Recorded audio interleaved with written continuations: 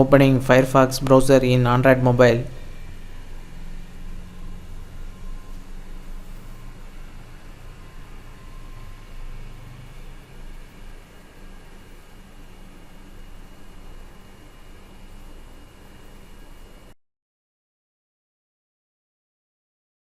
Typing URL in the address bar to visit a site.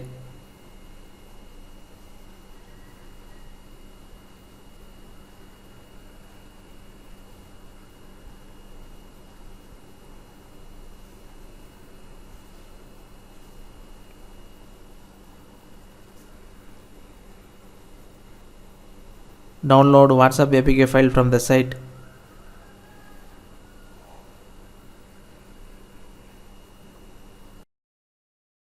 Click over three dots.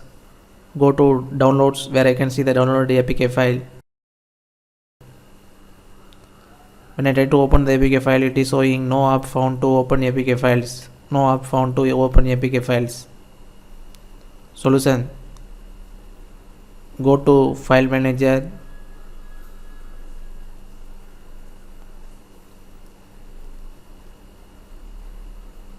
then All Files, then Phone Storage, then go to Download folder where I can see the downloaded APK file. Click over the APK file.